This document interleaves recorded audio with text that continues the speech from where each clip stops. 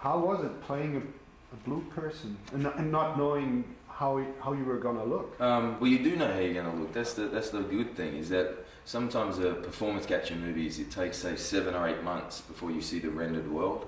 Jim thought that wasn't director friendly and certainly not actor friendly, so we invented a virtual camera by means of, therefore we could see Pandora and see ourselves straight away.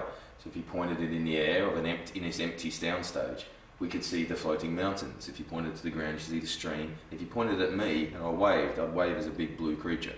So you straight away were on Pandora. And so not at any one time did we feel lost or just in an empty stage. You know, this grey soundstage, parallel with what we saw, became our home. Right. When you played the avatar of Jake Sully, did you play differently than when you were playing Jake? Emotionally, he's differently. I find that Jake blossoms a bit like how we see the planet, and Pandora is opened up to us. Jake Sully is opened up to us. When he first arrives in his human form, he's very. I wanted him to be very kind of shut off, that the mechanisms were working, but you weren't too sure what was going on in there. And then when he's then allowed to drive this remote controlled body, he's allowed to then blossom and be all he is and open up, and you know that involves being a dork and being cheeky, and then turning into courage and finding an absolute fight inside him and a passion. And then when he's in the human form, he's on a different downward slide, because it's all the negative connotations of what happens when you blossom up a part of you. So that was the big difference, the emotional difference. Do you think that you yourself had like a similar trajectory during the making of the film, that it just like opened you up for? Yeah, absolutely, man. You don't make a Jim Cameron movie, you live it. I lived this for 14 months, and not only every day, 18 hours a day, you're going in and you're playing 2 different kind of movies, essentially 2 different journeys of the same character. But Sam's life was changing. You're having romance bust-ups, and you don't see your friends as often, and the touchstones that make up your life suddenly dissolve really and disappear into the background because you start living on Pandora. It's quite a tough thing to go through, but you're going to pull out the other side, because essentially it's just a film. Yeah. How was it returning back to Earth after? I didn't want to go back, man, to be honest. That's why I threw myself straight into Terminator. I thought, well, let's go to another world. I think that's the thing. I think sometimes, I have an extraordinary job where I get to travel to these amazing places. I try to live an ordinary life, but coming back down to Earth is sometimes a bit difficult. Right. Yeah. So you still live in Australia? Yeah. If I have time off, I go back to Australia, but I haven't had much time off. Yeah. All right. Tell me, how was it when you first met Jim Cameron? How was he? What did you expect? Didn't really expect much. I'd heard horror stories about him, but when I met him, he is this big, tall, grey wizard, and he kind of went. I kind of said to him, "Look, mate, I'm Australian, but here's my work ethic, and I'm ready to dive in when needs be." And he said, "How good's your imagination?" And it was as simple as that. And then we went down, and he showed me how we were going to do this thing, and I couldn't wait to be a part of it. Of course, it's Jim Cameron. Right.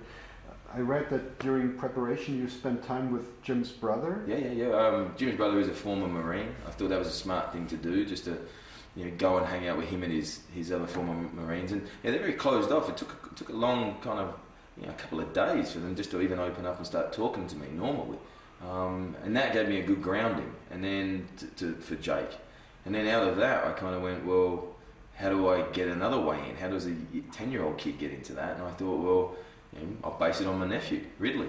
And Ridley was 7, and Ridley opens his eyes up all the time and is cheeky, and there's a rebellious streak, and he's trying to find something worth fighting for at 7. So I used him as the essence of Jake Sully. It's also a lot more fun to play. You're not playing a brooding, angry soldier. You're playing a rebellious kid. Who's in that body. Yeah. Tell me a little bit more about your experience with the Marines. What did you learn from them?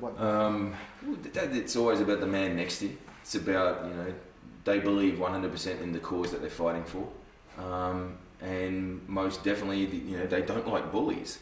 As simple as that. And that's a good message in the film. You know, Jake initially thinks the Na'vis are the bullies because they're bigger than the others, and you know, he sees the indigenous arrows in all the diggers, and you know, he believes that they're the enemy. Jim's done a very smart thing. He's turned basically us into the invading aliens, and you know, Jake realizes that the guys that he kind of admired, these soldiers that admired, have kind of lost their way a bit, and they're actually the bullies. Yeah. Is Jim close to his brother? Yeah, I think he's very close to his brother. Jim's also very close to, you know, this isn't an anti-military movie. Jim is very, you know, he's very proud of the American military and what his brothers have done. I think Jim himself doesn't like people being picked on.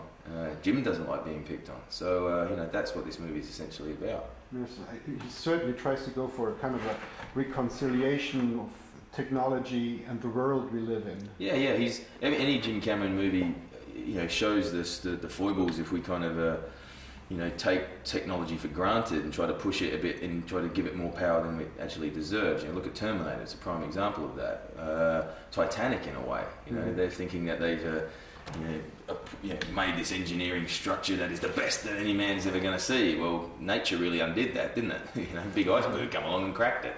And that's the same as this: is that all the gunpowder and firepower in the world isn't going to, you know, you're going up against bows and arrows, and that's still not going to win if you've got some more spirit and more heart.